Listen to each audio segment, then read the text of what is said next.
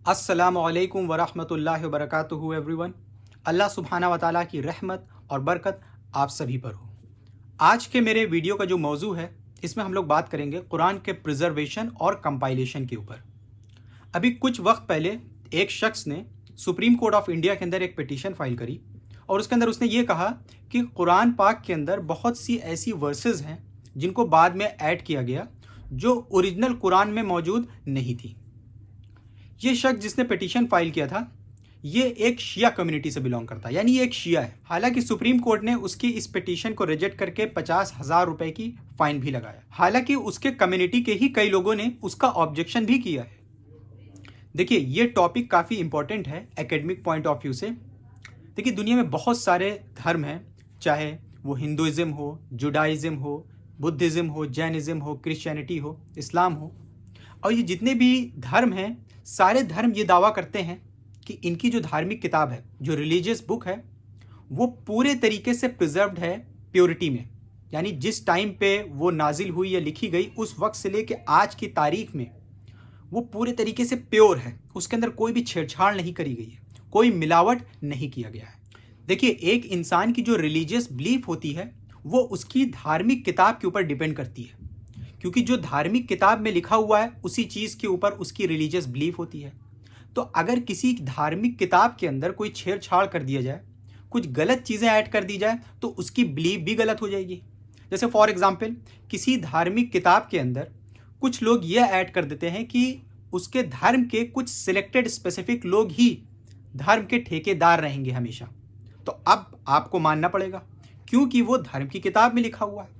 तो इसलिए अगर कोई ये कहता है कि उसकी धार्मिक किताब जो है पूरी तरीके से प्रिजर्व्ड है प्योरिटी में, तो उसको इसके सपोर्ट में कुछ स्ट्रॉन्ग और कंक्रीट एविडेंस देने होंगे।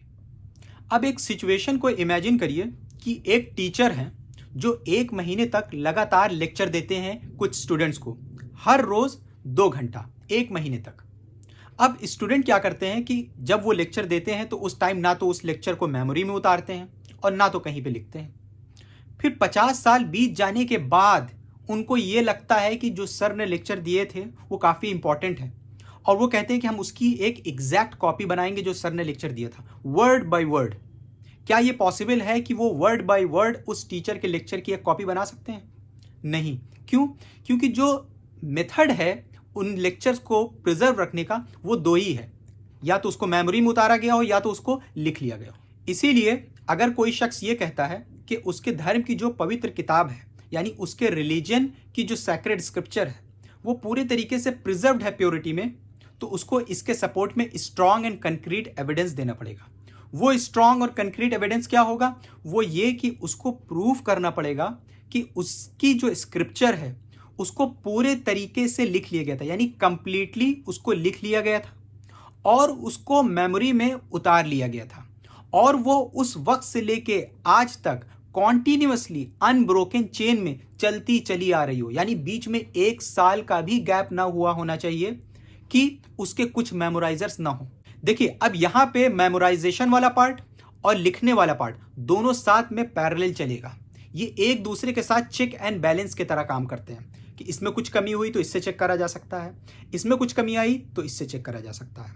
क्योंकि अगर मान लीजिए कि खाली रिटन रिकॉर्ड्स है, उसको मेमोरी में नहीं उतारा गया, तो बिल्कुल मुमकिन है कि रिटन रिकॉर्ड्स के अंदर मिलावट करी जा सकती है, जानबूझ के, अनजाने में, मिस्टेक से। हो सकता है दुश्मनों के हाथ में लग जाए, वो उसके अंदर कोई चीज़ ऐड कर दें। यह भी मुमकिन है कि हो सकता है उसके कुछ इंपॉर्टेंट पेजेस खराब हो जाए। तो आप कैसे पता करेंगे कि जो उस बुक के अंदर चीज़ें लिखी हुई हैं वो कंप्लीट है और ऑथेंटिक है? देखिए, अब मेरी रिसर्च के हिसाब से दुनिया में जितने भी मेजर रिलीजन्स हैं, उनमें से कोई भी एक ऐसा रिलीजन नहीं है कि जिसकी सैक्रेड बुक, उस धर्म की जो पवित्र किताब है, वो इन दोनों टेस्ट को पास कर लेती हो कि वो धार्मिक किताब पूरे तरीके से उस दौर में जब वो रिवील हुई लिख ली गई थी, और उसी के साथ साथ उसको मेमोरी में उतार लिया गया हो, और वो उस वक्त से लेके आज तक कॉन्टिन्यूअसली चली आ रही हो अनब्रोकन चेन में। कोई भी दुनिया की धार्मिक किताब, इवन कोई सेकुलर किताब के बारे में भी कोई रिपोर्ट ऐसी नहीं मिलती है, सिर्फ एक किताब को छोड़ के, और वो है होली कुरान, कुरान पाक। और इसके सपोर्ट में हम एक स्ट्रॉन्ग और कंक्रीट एविडेंस आपके सामने पेश करेंगे कि कैसे कुरान पाक ये दोनों टेस्ट को पास कर लेती है, रिटन रिकॉर्ड्स वाला और मेमोराइजेशन वाला, यानी याद कर लेने वाला, लिखने वाला और याद कर लेने वाला। और आज 1400 साल से ज़्यादा वक्त बीत रहा है कि जब प्रॉफिट मोहम्मद सल्लल्लाहु अलैहि वसल्लम पे कुरान जो है नाजिल होना शुरू हुआ था।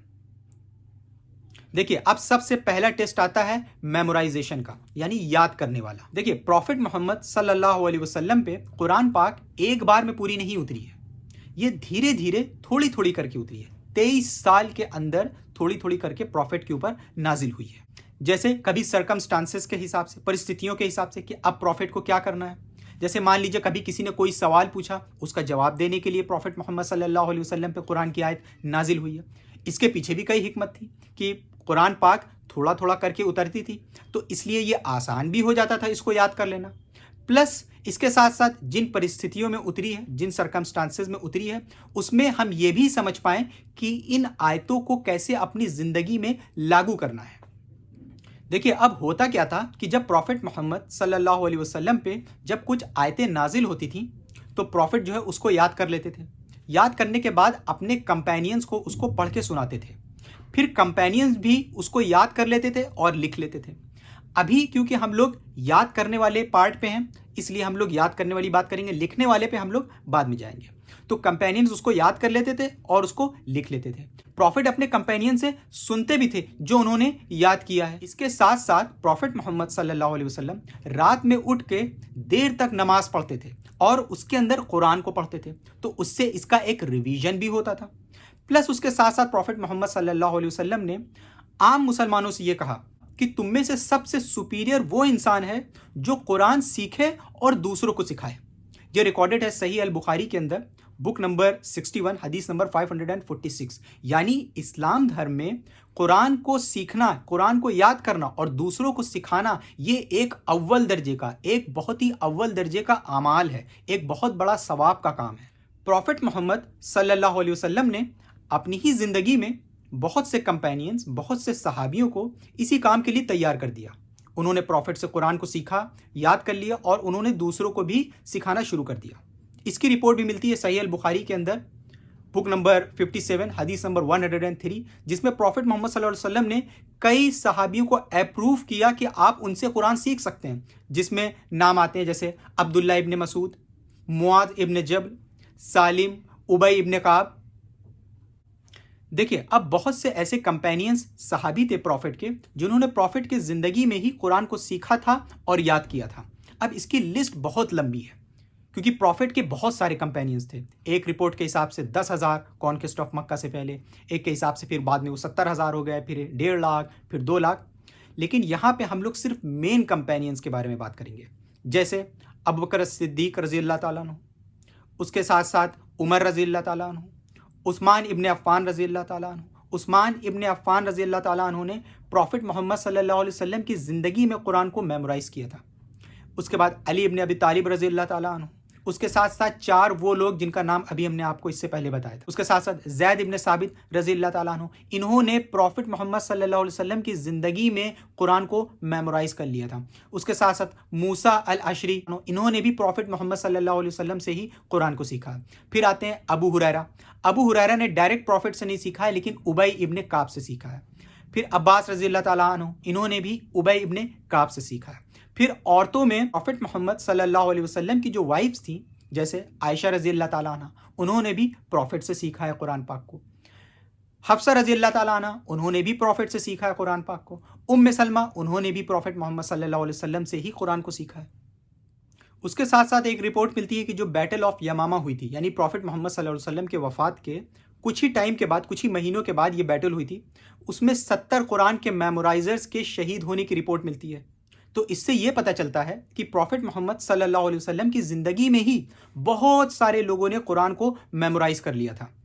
फिर उसके बाद जैसे जैसे इस्लाम फैलता गया, बहुत सारे स्कूल्स को इस्टेब्लिश किया गया सिर्फ इसी मकसद के लिए, कुरान को सिखाने और याद कराने की। जैसे फॉर एग्जांपल मस्जिद अमर इब्न अल आस, अगर आप इजिप्ट के अंदर पढ़ेंगे तो 641 में इस मस्जिद को इस्टेब्लिश कर दिया गया था, जो 600 साल तक इस्लामिक लर्निंग के लिए इस्तेमाल करी जाती थी। और आज की डेट में एक रफली एस्टिमेट से ये पता चलता है कि तकरीबन 40 लाख के आसपास पूरी दुनिया में मस्जिदें हैं और हर मस्जिद से तकरीबन एक हाफिज अटैच होता है। हाफिज उसको बोलते हैं जिन्होंने कुरान को पूरा याद किया हुआ है। हर मस्जिद से एक हाफिज अटैच होता है, चाहे कितनी भी गांव खलियन बंजर जगह पे मस्जिद होगी, एटलीस्ट एक हाफिज वहां से अटैच होता है जो वहां पे नमाज पढ़ाता है और रमजान में तरावी पढ़ाता है। और अगर मस्जिद बड़ी है तो 2 भी हो सकते हैं, 3 भी हाफिज हो सकते हैं। और बहुत से ऐसे लोग हैं जिन्होंने कुरान को हिफ्ज किया लेकिन वो मस्जिद से अटैच नहीं है। तो इस हिसाब से अगर हम लोग रफली देखें तो तकरीबन 50 से 60 लाख 5 to 6 मिलियन के करीब इस वक्त पूरी दुनिया में हाफिज हो सकते हैं। उन्होंने पूरी कुरान को याद किया हुआ है। और भी कई एग्जाम्पल हम आपको पेश कर सकते हैं। जैसे आप जानते होंगे कि रमज़ान जब आता है हर साल तो हम लोग तरावी पढ़ते हैं। रमज़ान में मुसलमान जाते हैं तरावी पढ़ने। उस तरावी में होता क्या है कि जो हाफिज होते हैं वो उस तरावी को पढ़ाते हैं और कुरान को अपनी मेमोरी से पूरी कुरान को मुकम्मल कराते हैं। कुरान के अंदर टोटल 114 सूरे हैं, 114 चैप्टर्स हैं। वो पूरी कुरान को अपनी मेमोरी से पढ़ते हैं। अब उसको पढ़ाने से पहले वो खुद उसको फिर से रिवाइज करते हैं। तो हर साल जितने भी हाफिज कुरान को पढ़ाते हैं उनका रिवीजन भी होता है हर साल कुरान का। जो हम लोग नमाजें पढ़ते हैं, नमाज के अंदर भी हम लोग कुरान के पार्ट को, कुरान की या तो आयतें या तो सूरे पढ़ते हैं। इसी चीज के ऊपर जॉन बर्टन अपनी किताब में लिखते हैं एन इंट्रोडक्शन टू द हदीस में कि ये जो मुस्लिम्स में प्रैक्टिस है कुरान के ओरल रिसाइटेशन की, जिसमें एल्डर से यंग लोग कुरान को याद करते हैं, ये जो जनरेशन बाय जनरेशन चलता है, इसने काफी हद तक इस खतरे को दूर कर दिया है कि हम खाली रिटन रिकॉर्ड्स के ऊपर ही भरोसा करें। अब सेकंड टेस्ट आता है written text of the Quran. देखिए, जैसा कि हमने आपको बताया था कि कुरान पाक जब प्रॉफिट मोहम्मद सल्लल्लाहु अलैहि वसल्लम पे नाजिल होती थी, प्रॉफिट जो है अपने कंपेनियंस को पढ़ के सुनाते थे, कंपेनियंस याद कर लेते थे, लिख लेते थे। अब उसी तरीके से प्रॉफिट के कुछ मेन और प्राइमरी स्क्राइब्स थे, जिसमें से सबसे इंपॉर्टेंट है ज़ैद इब्न साबित, जो प्रॉफिट के लिए कुरान लिखते भी थे और उन्होंने अपनी मेमोरी में भी कुरान को उतारा था। प्रॉफिट उनसे कहते थे लिखो, वो लोग लिखते थे, फिर प्रॉफिट उनसे कहते थे हमें पढ़ के सुनाओ कि आप लोगों ने क्या लिखा है।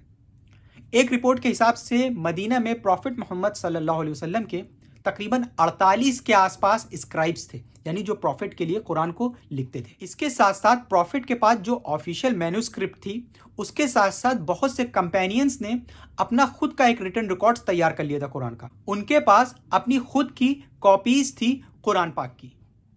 अब वो कौन कौन कंपेनियंस थे कि जिनसे ये रिलेट किया जाता है कि they had their own written collection, included the following: Ibn Masud, Ubayy ibn Ka'b, Ali ibn Abbas, Abu Musa, Hafsa, Anas bin Malik, Umar, Zaid bin Thabit, Ibn अज़ुबैर, Abdullah इब्न उमर, आयशा, सालिम, उम्म सलमा, उबैद।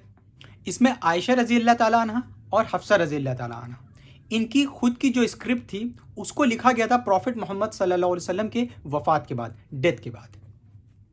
और इसका सबूत भी कई हदीसों के अंदर मिल जाता है। तिरमिजी शरीफ के अंदर, सही अल बुखारी के अंदर 6512 में, सही बुखारी में, कि ज़ैद इब्न साबित जो है प्रॉफिट मोहम्मद सल्लल्लाहु अलैहि वसल्लम के लिए कुरान को लिखा करते थे।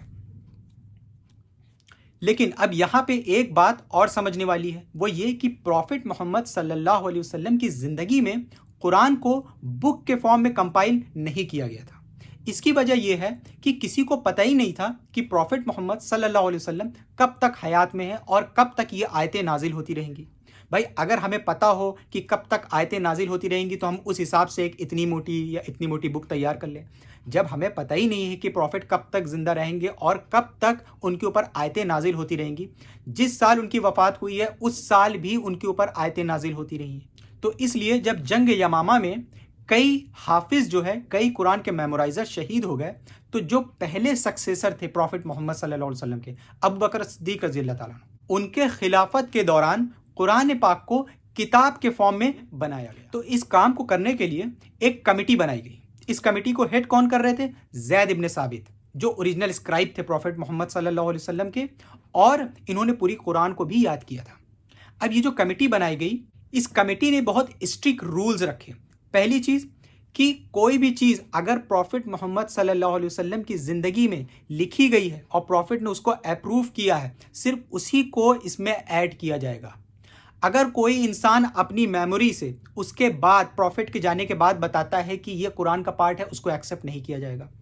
प्लस उसके साथ साथ जो चीज़ वो देता है और वो ये कहता है कि प्रॉफिट की मौजूदगी में हमने इसको लिखा था और ये कुरान का पार्ट है, तो उसको कम से कम दो जो ट्रस्ट वर्दी गवाह होंगे, टेस्टिफाई करेंगे, वो ये कहेंगे कि हाँ उन्होंने प्रॉफिट को इन आयतों को पढ़ते सुना था, तब जाके उसको कुरान के अंदर ऐड किया गया। तो इस तरीके से कुरान को बुक के फॉर्म में कंपाइल किया गया।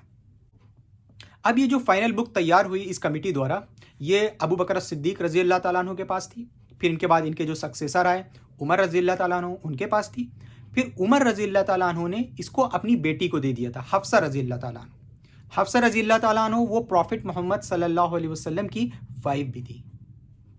देखिए अब यहाँ पे दो अहम बातें गौर करने वाली हैं। ये जो कुरान पाक को बुक के फॉर्म में कंपाइल किया गया, पूरे के पूरे मुस्लिम वर्ल्ड ने इसको अप्रूव किया, पूरे के पूरे मुस्लिम वर्ल्ड ने इसको एक्सेप्ट कर लिया, किसी ने इसके ऊपर कोई भी सवाल नहीं उठाया।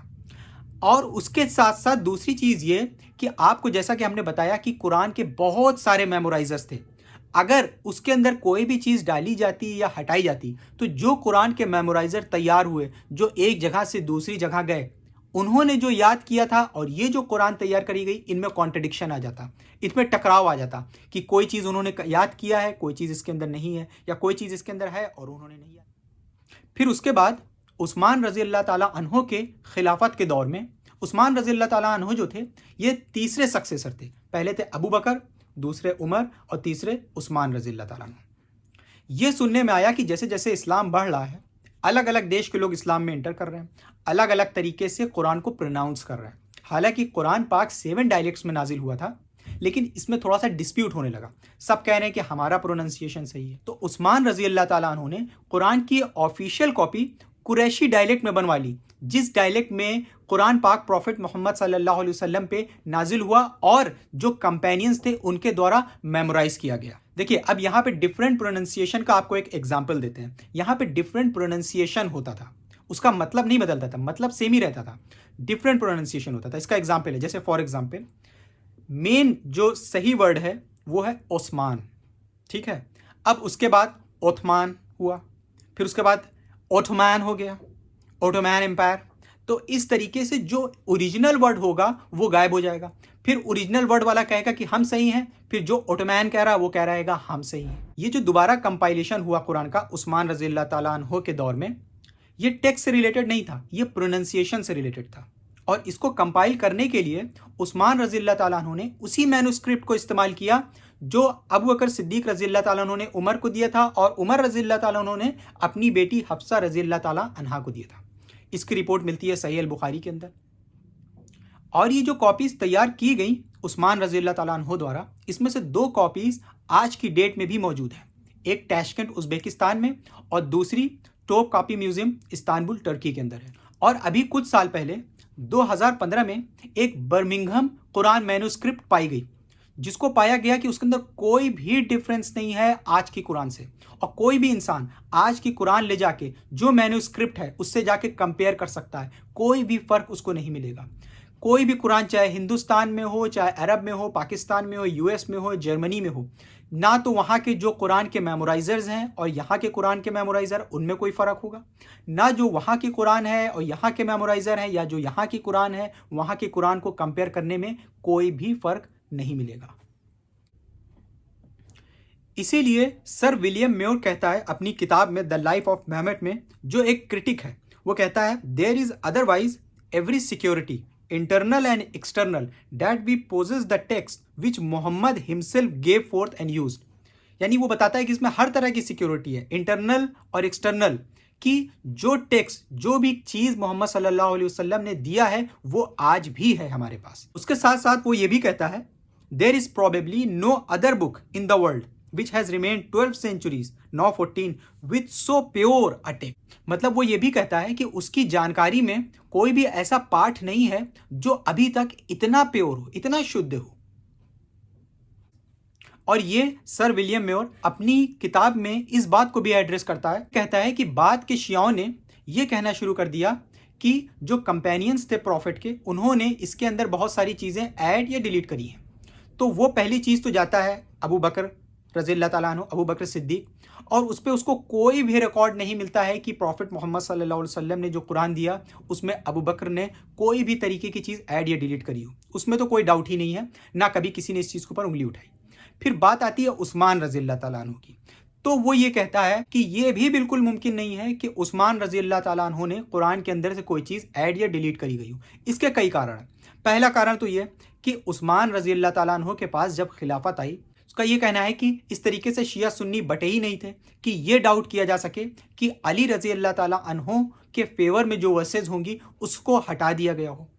प्लस उसके साथ साथ वो ये भी कहता है कि अगर अली रज़ी अल्लाह ताला अन्हु से रिलेटेड कुछ वर्सेस थी उनके फेवर में, तो जाहिर सी बात है कि वो अली रज़ी अल्लाह ताला अन्हु के पास रिटन रिकॉर्ड्स में मौजूद होंगी। अली रज़ी अल्लाह ताला अन्हु प्रॉफिट मोहम्मद सल्लल्लाहु अलैहि वसल्लम के सन इन लॉ थे, कज़िन थे, कंपेनियंस थे। उनके जितने फॉलोअर्स होंगे वो भी इस बात को जानते होंगे बहुत अच्छे तरीके से। लेकिन जब उस्मान रज़ी अल्लाह ताला अन्हु ने दोबारा कुरान को कंपाइल किया, सारे के सारे लोग इस बात के फेवर में थे कि बहुत सही काम किया। तो जब उस्मान रज़ी अल्लाह ताला अन्हु ने कुरान को कंपाइल किया तो कोई भी ऐसा सबूत नहीं मिलता है कि अली रज़ी अल्लाह ताला अन्हु ने या उनके फॉलोअर्स ने कभी भी इस चीज़ के ऊपर कोई सवाल उठाया हो। कभी भी नहीं। उन्होंने भी उसी कुरान को फॉलो किया और उसी कुरान को माना। और वो ये अपनी किताब में लिखता है कि अली रज़ी अल्लाह ताला अन्हु इतने इन्फ्लुएंशियल थे उस वक्त कि अगर कुरान के साथ छेड़छाड़ करी जाती कि खुदा के कलाम में बदलाव किया जा रहा है और वो चुप बैठते। प्लस उसके साथ साथ अली रज़ी अल्लाह ताला अन्हु जो है, उस्मान रज़ी अल्लाह ताला अन्हु के बाद वो खुद लीडर बने, खिलाफत उन्हीं के हाथ में आई। कोई भी ऐसा रिकॉर्ड नहीं मिलता है कि उन्होंने कुरान को फिर से रिवाइज करवाया हो कि इसके अंदर जो चीज़ें नहीं ऐड करी गई हैं हम फिर से ऐड करेंगे। उन्होंने कभी इस चीज़ पे ध्यान ही नहीं दिया क्योंकि वो वही कुरान पढ़ रहे थे जो प्रॉफिट मोहम्मद सल्लल्लाहु अलैहि वसल्लम पे नाजिल हुई। तो ये बात बिल्कुल बेबुनियाद और बिल्कुल एक झूठ है। अब मैं अपनी बात को ख़त्म करूंगा कुरान पाक की आयत से, सूरह हिज्र की सूरह नंबर 15 आयत नंबर 9 में, जिसमें अल्लाह सुब्हानहू व तआला फरमाते हैं, इन्ना नहनु नज़्ज़लना ज़िक्रा व इन्नहु लहाफ़िज़ीन, कि बेशक बिना शक के इस जिक्र को हमने उतारा, यानी इस कुरान को हमने उतारा और इसकी हिफाजत हम करेंगे। सदक़ अल्लाहुल अज़ीम व आखिरु दवाना अल्हम्दुलिल्लाहि रब्बिल आलमीन।